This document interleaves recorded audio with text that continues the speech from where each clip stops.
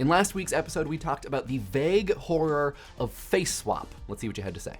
Josh Kloss, very sorry that we ruined your lunch, and to everyone else who pointed out the fact that a warning for the body horror might have been a good thing to include in this episode, you're totally right, and I'm super sorry that we didn't even... I think that we have a little bit of a blind spot when it comes to horror movies because many of the people who work on Idea Channel enjoy them so much that we don't think of them as something requiring like a content warning, but this is a great point, and I'm sorry that we overlooked that. I just want to applaud ADHD's comment on the subreddit that the TLDR of the episode is hell is other computers, getting at the kind of Sartrean slash Merleau-Pontian idea that you are literally what other things think of and see you as, and so that means that you are kind of stuck in yourself in their conception of you, and how that is sort of very related to what we were talking about in last week's episode. I want to print this on a poster and hang it on the wall. Trumf also on the subreddit points to a really interesting art project from a couple years ago called Data Masks, where an artist tried to figure out what kinds of things algorithms mistake as faces in the hopes of creating something that is wearable that would sort of trick surveillance into thinking that it had identified a face, but had not actually done so. And I think this kind of stuff is super interesting. Also related is the method of applying makeup or wearing one's hair so that you can do the opposite, so that you can fool a computer into thinking it's not seeing a face when in fact it really is. Anyways, all of this stuff, super interesting. These are great links, awesome things to check out. We'll put a link to this one and all the other comments in the doobly-doo. SuperDork42, I'm sorry. I am legitimately sorry. I did say that we would definitely use this image that you made, which we're gonna show right now. It's amazing, and then we didn't use it. Instead, we just showed a clip from Face Off, and I am regretful and embarrassed. I'm sorry. Chris153 writes a really great comment about how the horror that results from face swaps might be because of how we are giving a kind of agency where it doesn't belong. That if you don't anthropomorphize computers or their processes in any way, as was done in the episode, the result of failed face swaps or even just face swaps in general might not be horrifying so much as it is humorous. And they talk about Dan Dennett and his ways of looking at processes, that there is the physical, the design, and the intentional stance when talking about how something works, and that the episode kind of gives an intent to these processes and to algorithms and such, where instead it should be given a kind of design stance. It should be looked at from the perspective of a complex process that is more than just a set of instructions coming together to create a result. And I think that this is super fair, and I think is reflected in a bunch of other comments, but was kind of purposeful to sort of see what happens to these sets of theories that we were working with when we treat them this way and when we treat computers this way. You know, getting into this object-oriented ontology idea of what it's like, the alien phenomenology idea of what it's like to be a thing and what it's like to give those things intention or to gift them experience, even if they don't have it in a way that we would necessarily appreciate or be able to understand. But yeah, I think this is a great point, and yeah, absolutely true.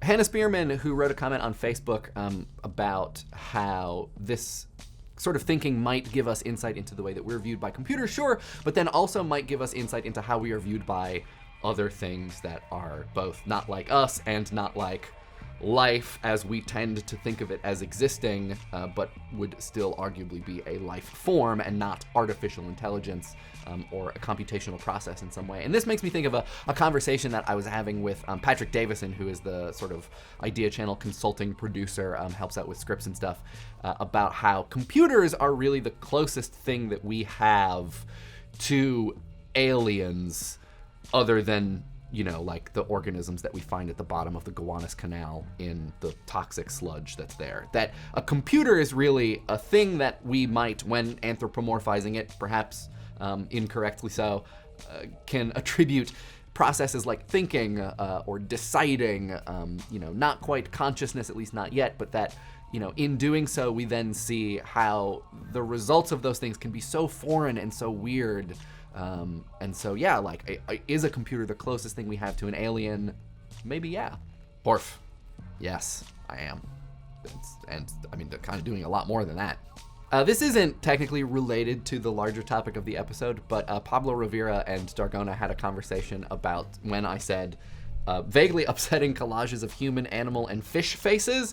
And Pablo Rovira said, because fish ain't animals, yo. And then their conversation mimics exactly my thought process in deciding to include fish specifically, even though they are animals. And I mean, while we're at it, humans are also animals, but it's weird to see my thought process laid out as a conversation.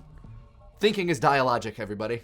Michael Pattie, English does have a lot of face metaphors and phrases, things like you said, being two-faced, putting in face time, being like a face man or face person if you're a representative of something or other. But I think a lot of the more common ones aren't as directly related to honor and prestige and reputation as things like saving face, being a face saver, etc., etc., etc. I think that they sort of come from a slightly different tradition or origin point. I keep thinking about Janus and the idea of being two-faced, as you know, you show one face to one type of person and you show another face to another type of person, or at a different time, which I think is related to reputation, but is slightly different from the tradition that Michael Carr was collecting and talking about, at least. Chris Blake writes a really interesting comment about prosopagnosia, which I'm not sure if I'm saying that right, but it's face blindness and how it relates to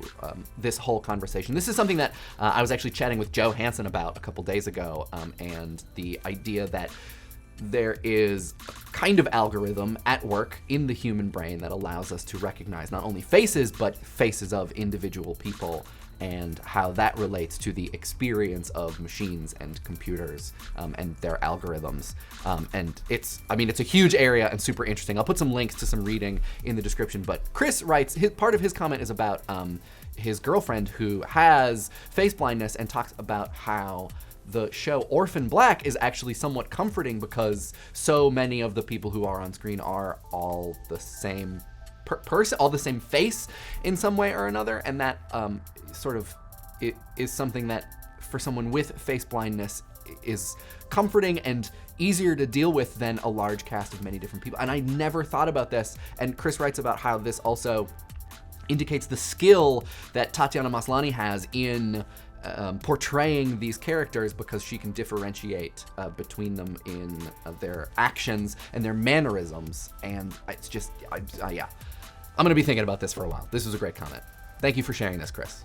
And finally, this week in YouTube comments from people who make things on YouTube that I like, Ollie from PhilosophyTube switches it around and asks whether or not, from the perspective of computers or the Borg, it's weird that we have such strong opinions and such an easy time determining what is and is not actually a face, or if from their perspective it would seem just arbitrary and strange. And I'm gonna think about this later on the drive home.